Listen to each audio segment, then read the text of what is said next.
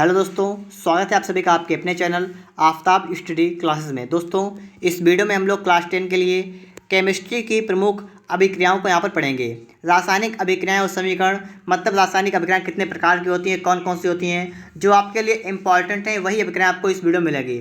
उम्मीद करता हूँ आपको वीडियो अच्छा लगेगा। अगर आपको वीडियो अच्छा लगे तो वीडियो को लाइक कर देना, और दोस्तों अगर आप इस चैनल पर पहली बार आए हैं, चैनल को सब्सक्राइब भी कर लेना।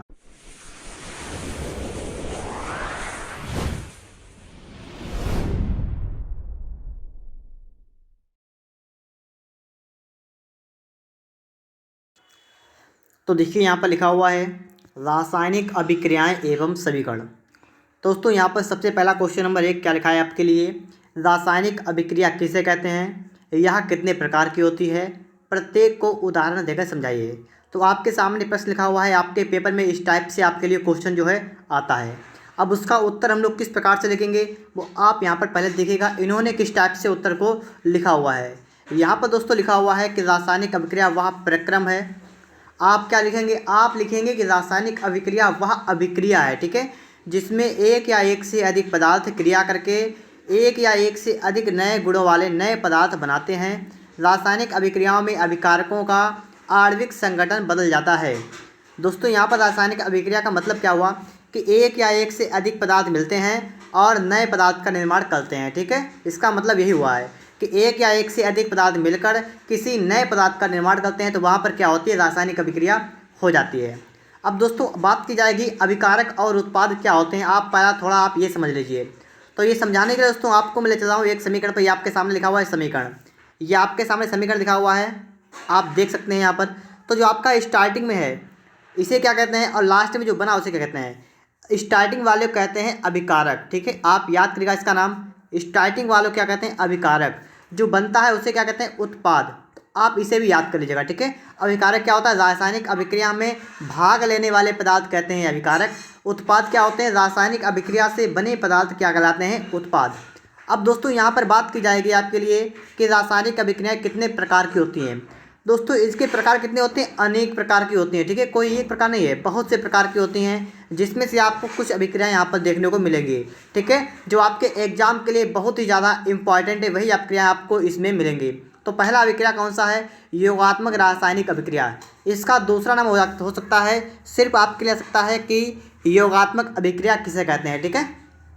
योगात्मक अभिक्रिया किसे कहते हैं, तो आप यहाँ से देख सकते हैं योगात्मक, आपको यहाँ पर दिख गया है योग। आप सभी को पता है योग का मतलब होता है प्लस, ऐड मतलब जोड़। तो समझ लीजिए जोड़ की एक मतलब दो चीज़ें जोड़िएगा और एक बन जाए उसे ही कहेंगे योगात्मक अभिक्रिया। जैसे यहाँ पर आप देख सकते हैं ये दो चीज़ें मिल रही हैं, यहाँ पर एक बन रहा है, तो ये कौन सी अभिक्रिया है, योगात्मक अभिक्रिया। अब आप यहाँ पर देख भी सकते हैं इसके लिख क्या हुए, यहाँ पर लिखा हुआ है जब दो या दो से अधिक पदार्थ आपस में अभिक्रिया करके केवल एक ही यौगिक बनाते हैं तो ऐसी अभिक्रिया को योगात्मक अभिक्रिया कहते हैं। आप बात को समझ गए होंगे कि जब कोई दो पदार्थों को मिलाएंगे और सिर्फ एक पदार्थ बनेगा, एक यौगिक बनेगा, तो उसे कहेंगे दोस्तों योगात्मक अभिक्रिया। यहाँ पर आपके लिए समीकरण लिखा हुआ है। अगर आप पेपर में अच्छा स्कोर करना चाहते हैं, आप लोग 90 प्लस 90 प्लस नंबर लाना चाहते हैं, तो आपको पेपर में कॉपी में कुछ अलग करना पड़ेगा। क्या करना पड़ेगा, आप रासायनिक अभिक्रिया तो लिखेंगे ही, उसके साथ साथ दोस्तों आपको उसका समीकरण भी लिखना है। अगर आपने समीकरण लिख दिया तो आपको पूरे नंबर मिलेंगे, लेकिन दोस्तों अगर आपने सभी रासायनिक अभिक्रिया हिंदी में लिख दी, उसका समीकरण नहीं लिखा, तो उसके नंबर आपको नहीं मिलेंगे, ठीक है। तो आप एक बात याद रखिएगा, प्रत्येक रासायनिक अभिक्रिया को लिखने के बाद आप उसका एक समीकरण जरूर लिखिएगा, ताकि आपको फुल मार्क्स मिल सकें। तो यहाँ पर आप समझा सकते हैं कि जैसे H2 plus O2 gives H2O, और यहाँ पर देखिएगा आप हिंदी में अगर लिखते हैं तो बेहतर रहेगा कि हाइड्रोजन और ऑक्सीजन की योगात्मक अभिक्रिया से जल बनता है। और दोस्तों क्या होता है, अगर आप बिल्कुल इसी को रट लेंगे, ठीक है, आपके सामने जो लिखी हुई है, अगर आप इसी को बिल्कुल रट्टा मारेंगे और उसे लिख के आएंगे, तो वहाँ पर जो एग्जामिनर होगा, जो आपकी कॉपी को चेक करेगा, वो समझेगा कि इसने नकल की है, ठीक है। तो आप बिल्कुल ऐसा नहीं उतारेंगे, आप लोग इसे याद करेंगे अपनी भाषा में, फिर वहाँ पर ऐसे लिख के आएंगे, तो आपको नंबर मिलेंगे फुल। अगर आपने किताबी भाषा लिखी तो आपको फुल मार्क्स वहाँ पर नहीं मिलेंगे। तो मैं आपको एक बार फिर से बता रहा हूँ, योगात्मक अभिक्रिया क्या होती है, वह अभिक्रिया जब कोई दो या दो से अधिक पदार्थ मिलते हैं और एक नए पदार्थ का निर्माण करते हैं, तो इस क्रिया को योगात्मक अभिक्रिया कहते हैं। बिल्कुल सिंपल मैंने आपको बता दी है, आप इसे आसानी से याद भी कर सकते हैं। अब दोस्तों आप यहाँ पर देखेंगे दूसरी अभिक्रिया है कौन सी, प्रतिस्थापन अभिक्रिया। प्रतिस्थापन अभिक्रिया, अब ये कौन सी अभिक्रिया होती है आपको ये देखना है। प्रतिस्थापन विक्रिया का मतलब क्या हुआ, जैसे आपको यहाँ पर समीकरण दिख रहा है ये वाला, इस समीकरण देखेंगे तो क्या हुआ, यहाँ से कोई अणु आपका इधर जाएगा और इससे आपका एक इधर जाएगा और इस प्रकार से अदला बदली यहाँ पर होगी। क्या होगा, अदला बदली यहाँ पर होगी। जैसे यहाँ पर आपको बताया भी गया है, देखिएगा पढ़िएगा, इससे कह रहा है इस अभिक्रिया में भाग लेने वाले किसी यौगिक के अणु के किसी परमाणु या किसी समूह के स्थान पर कोई दूसरा परमाणु या समूह आ जाता है। मतलब एक यौगिक के एक अणु या परमाणु की जगह पर किसी दूसरे यौगिक का एक अणु आता है, अणुओं की आपस में अदला बदली हो जाती है यहाँ पर भी, तो इसे कहते हैं प्रतिस्थापन अभिक्रिया। मतलब एक अणु इसका इसके पास चला गया और इसका इसके पास चला गया, ठीक है, इस टाइप से यहाँ पर होता है। आपको बताया भी गया है कि मीथेन में हाइड्रोजन परमाणु का विस्थापन क्लोरीन परमाणु द्वारा हो जाता है, तो आप यहाँ समझ सकते हैं, ठीक है। इस प्रकार से जो है क्रियाएँ होती हैं। अगला क्रिया आपके लिए कौन सी, ऊष्मीय वियोजन अभिक्रिया। एक वियोजन है, एक है कौन सी, ऊष्मीय अपघटन प्रक्रिया, ठीक है। दोनों में अंतर क्या है आपको यहाँ पर यही समझना है। पहला वाला क्या है, ऊष्मीय वियोजन अभिक्रिया, वियोजन अभिक्रिया आप यहाँ पर पढ़ सकते हैं, पहले पढ़ेंगे तभी आप समझ पाएंगे क्या है।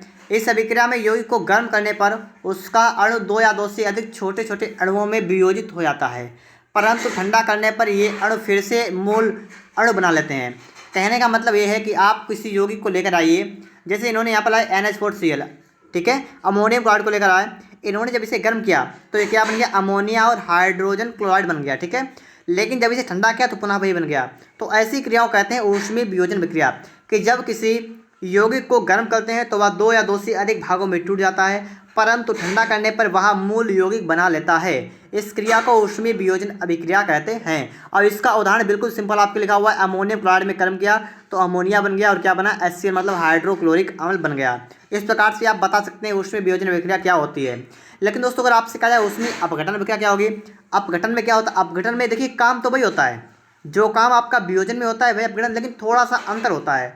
अंतर क्या होता है, यहाँ पर आपको बताया गया है कि जब गर्म करते हैं तो टूट जाता है, ठंडा करते हैं तो पुराना वही बन जाता है, लेकिन यहाँ पर ऐसा नहीं है, गर्म करने पर टूट जाता है, ठंडा करने पर टूटा ही रहता है, ठीक है। कहने का मतलब यहाँ पर ये है, लिखा इस अभिक्रिया में यौगिक को गर्म करने पर उसका अणु स्थायी रूप से दो या दो से अधिक अणुओं में अपघटित हो जाता है, परंतु मूल रूप से वह मूल यौगिक नहीं बना पाता है, ठीक है। तो इतना ही अंतर है, कोई आपको नहीं बताएगा अंतर इसमें क्या है। तो अंतर आप यहाँ स्पष्ट करिएगा, वियोजन का मतलब है टूट जाएगी अब पुनः वही बन सकता है, ठीक है। लेकिन अपघटन का मतलब टूटने के बाद दोबारा कभी नहीं बनेगा, ठीक है। तो आप यहाँ से समझ सकते हैं। यहाँ पर आपके लिए उदाहरण भी लिखा हुआ है, ठीक है। उदाहरण आपके लिखा है पोटेशियम क्लोरेट, ठीक है, इसे गर्म किया तो दो टुकड़ों में बट गया ये। आगे आप देखेंगे दोस्तों क्वेश्चन 5 नंबर में आपसे क्या है, यहाँ पर है उभय अपघटन विक्रिया। उभय माने दोनों, अपघटन विक्रिया इसका मतलब क्या है, इसका मतलब दोस्तों यही है जो आपने उससे पहले पढ़ा था प्रतिस्थापन वाले में। यहाँ पर इसका अणु जो है इसके पास जाएगा और इसका अणु कहाँ जाएगा, इसके पास जाएगा, यही क्रिया यहाँ पर होगी। करा है इस अभिक्रिया में यौगिकों के आयनों व अवयवों की आपस में अदला बदली हो जाती है और नए यौगिक बन जाते हैं। यौगिकों क्या होते हैं, यहाँ पर आयनों की अदला बदली होती है। जैसे Ag के पास NO3 था तो इसने क्या किया, इसने NO3 को दे दिया, किसके दे दिया, Na को दे दिया, और Cl जो था वो इसके साथ आ गया। तो इस टाइप से आपकी क्रिया बनती है, उसे कहते हैं उभय अपघटन अभिक्रिया। ये आप समझ सकते हैं अच्छे तरीके से। अगर दोस्तों आपको वीडियो अच्छा लग रहा है, वीडियो को लाइक कर दीजिएगा। दोस्तों ये अभिक्रियाएं आपके एग्जाम के लिए वेरी इंपॉर्टेंट रहने वाली हैं, इसलिए दोस्तों मैंने आपके लिए वीडियो बनाई है। आगे दोस्तों आप देखेंगे तो देखिए यहाँ पर दोस्तों कह रहा है अभिकारक अपचायक से आप क्या समझते हैं, और लिखा हुआ है निम्नलिखित अभिक्रिया में आक्सीकारक और अपचायक बताइए, ठीक है। आक्सीकारक और अपचायक आपसे यहाँ पर पूछा गया है। तो सबसे दोस्तों बात करेंगे हम लोग आक्सीकारक क्या होता है। पहले तो आप इसकी डेफिनेशन को पढ़िएगा, क्या कह रहा है, आक्सीकारक वे पदार्थ होते हैं जो रासायनिक अभिक्रिया में इलेक्ट्रॉन ग्रहण करते हैं तथा स्वयं अपचित हो जाते हैं। इलेक्ट्रॉन ग्रहण करते हैं, ये मेन पॉइंट आपके लिए है। क्या है, आक्सीकरण क्या होता है, आक्सीकारक वह अभिक्रिया है जिसमें रासायनिक अभिक्रिया है जिसमें जो है ये अभिक्रिया जो है इलेक्ट्रॉनों को ग्रहण करती है, ठीक है, इलेक्ट्रॉनों को ग्रहण करती है। जैसे Cl2 यहाँ पर लिखा है क्लोरीन, इसने क्या किया, इसने यहाँ पर दो इलेक्ट्रॉनों को ग्रहण कर दिया, इसलिए इस पर नेगेटिव चार्ज हो गया यहाँ पर। तो आप समझ सकते हैं यहाँ पर है इलेक्ट्रॉनों को ग्रहण करती है। यहाँ पर आप समझ सकते हैं आगे भी लिखा हुआ आपका है कि आक्सीकारक का दूसरा नाम क्या है, उपचायक। इसे भी आप याद करिएगा अच्छे तरीके से, आक्सीकारक को उपचायक कहते हैं और ये जो है आपका ये है अपचायक, ठीक है, इतना अंतर है। अगर आपसे पूछा है कि उपचायक क्या होता है तो आप बता सकते हैं आक्सीकारक वाली अभिक्रिया वही इलेक्ट्रॉन ग्रहण करते हैं। यहाँ पर अब क्या क्या लिखिए, रासायनिक अभिक्रिया में जिस पदार्थ का अपचयन होता है उसे आक्सीकारक या उपचायक कहते हैं। जिस पदार्थ का अपचयन होता है, जैसे यहाँ पर देखिएगा ZNO था, यहाँ से क्या हुआ आपका ZN से O जो है हट गया, यहाँ पर O हट गया तो आपका बचा सिर्फ ZN। तो आप यहाँ समझ सकते हैं यहाँ पर क्या हो रहा है, यहाँ पर Zn में अपचयन हो रहा है। क्या हो रहा है, अपचयन। ZnO आक्सीकारक या उपचायक है। ये पूरा क्या है, ये पूरा आक्सीकारक का उपचायक है, लेकिन दोस्तों Zn क्या है, ये अपचयन है, इसका अपचयन हो रहा है यहाँ पर, ठीक है। तो आप समझ सकते हैं यहाँ पर। आगे दोस्तों आप इसी प्रकार से देख सकते हैं अपचायक क्या होता है, उसे भी आप दोस्तों यहाँ पर समझ सकते हैं। अपचायक क्या होता है, वे पदार्थ जो अभिक्रिया में इलेक्ट्रॉन त्यागते हैं, उसमें था ग्रहण करते हैं, यहाँ पर त्यागते हैं, बस इतना है, स्वयं आक्सीकृत हो जाते हैं। अब आप इतना याद करिएगा कि इलेक्ट्रॉनों को ग्रहण करते हैं तो उन्हें कहते हैं अपचायक। अपचायक नहीं, उपचायक, ठीक है। आक्सीकारक या उपचायक। जो इलेक्ट्रॉन त्यागते हैं उन्हें कहते हैं अपचायक, ठीक है। अब आप अगर यहाँ पर देखेंगे, कह रहा है, देखिए सोडियम था, ठीक है। सोडियम ने एक इलेक्ट्रॉन को त्याग दिया तो क्या बन गया, पॉजिटिव हो गया। यहाँ पर लिखा भी है सोडियम इलेक्ट्रॉन त्याग रहा है, सोडियम अपचायक है। सोडियम इलेक्ट्रॉन त्याग, जो इलेक्ट्रॉन त्यागता है उसे कहते हैं अपचायक, जो ग्रहण करता है वो कहते हैं, किसा कहते हैं, उससे कहते हैं उपचायक या कहते हैं दोस्तों आक्सीकारक, ठीक है। अब यहाँ पर आप देखिएगा, आप अभिक्रिया में जिस पदार्थ का आक्सीकरण होता है उसे अपचायक कहते हैं। जिस पदार्थ का आक्सीकरण होता है, जैसे यहाँ पर देखिए H2 का आक्सीकरण हो रहा है, यहाँ पर H2O आ रहा है यहाँ पर, ठीक है। तो क्या हो रहा है, यहाँ पर आक्सीकरण हो रहा है। इसी प्रकार दोस्तों आपके सामने और भी है, यहाँ पर देखिएगा, पहले दूसरे दो अभिक्रिया आपको यहाँ पर देखिए, इन्हें भी समझ लीजिएगा आप लोग। यहाँ पर पहले अभिक्रिया MnO2 + 4HCl gives MnCl2 + 2H2O + Cl2 आयनिक समीकरण लिखने पर। अब दोस्तों जब इसे इन्होंने समीकरण के रूप में लिखा तो आप देख सकते हैं MnO2 तो आपका वही रहा, ठीक है। MnO2 जो वही रहा, क्यों रहा, क्योंकि MnO2 जो है वो इलेक्ट्रॉन ग्रहण कर रहा है, ठीक है, इलेक्ट्रॉन ग्रहण करना यहाँ पर है।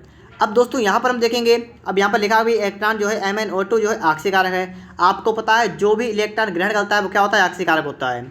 यहाँ पर आप देख सकते हैं तो MnO2 है प्लस, प्लस का मतलब क्या है, ग्रहण कर रहा है, इसीलिए दोस्तों ये क्या है, ये आपका है आक्सीकारक। और दोस्तों यहाँ पर देखेंगे आप लोग, आप देखेंगे यहाँ पर लिखा Cl- निगेटिव यहाँ पर है, और यहाँ पर देखिएगा आप Cl पॉजिटिव हो गया, तो मतलब Cl- का मतलब क्या है, HCl क्या है, अपचायक है, ठीक है। तो यहाँ पर आपको समझाया गया, आप समझने की कोशिश करिएगा, ठीक है। समीकरण होते हैं किसी बच्चे के समझ में नहीं आते हैं, कुछ लोगों के समझ में आते हैं, तो आप यहाँ पर सही से देखिएगा। इसका इलेक्ट्रॉनिक विनाश करेगा, मतलब इसे क्या करिएगा, आप इसको विच्छेद करिएगा, इसको अलग अलग भागों बांटेगा। जैसे लिखा है HCl, तो H+ का होगा, Cl- का होगा, ये बात आपको पता होनी चाहिए, ठीक है। इस टाइप से पता होना चाहिए यौगिक कैसे बनता है। जैसे मान लीजिए आपसे कहा जाए H2SO4 लिखा हुआ है, आपसे पूछा गया ये क्या है, तो आप रखते हैं कि क्या है, सल्फ्यूरिक अम्ल है। अब इसको दो टुकड़ों में बांट दीजिए, तो आप कैसे बांटेंगे, ठीक है, आपको यही आना चाहिए। आगे दोस्तों आप देखेंगे यहाँ पर लिखा हुआ है नंबर दूसरे में HCl2 + SnCl2। तो यहाँ पर दोस्तों पहले का क्या, इसे आयनों के रूप में लिख लिया, ठीक है।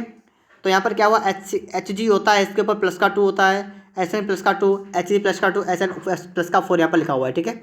यहाँ पर आप देख सकते हैं जिसके पॉजिटिव लगा हुआ है, यहाँ पर देखिएगा, इसमें क्या है, इसमें पॉजिटिव था, यहाँ पर क्या हुआ, यहाँ पर दोस्तों देखिएगा 2+ था, यहाँ पर 2+ था, यहाँ पर क्या है, H2+ जो है आक्सीकारक है, क्या है, आक्सीकारक। अगला क्या है, Sn लिखा है Sn2+, और ये क्या है, या लिखा है SnCl2, ये अपचायक है। आप ये भी समझ लीजिएगा, एक समीकरण में एक आक्सीकारक होता है, एक अपचायक होता है, ये भी आप याद करिएगा, ठीक है। एक आक्सीकारक एक अपचायक होता है, इसे आप जरूर इस पॉइंट को याद करिएगा। दोस्तों उम्मीद करता हूँ आपको वीडियो पसंद आएगा, वीडियो अच्छा लगा वीडियो को लाइक कर दीजिएगा। और दोस्तों अगर आप इस चैनल पर पहली बार आए हैं और विज्ञान में अच्छा स्कोर करना चाहते हैं तो आज ही चैनल को सब्सक्राइब कर लें और बेल आइकन को भी प्रेस करें।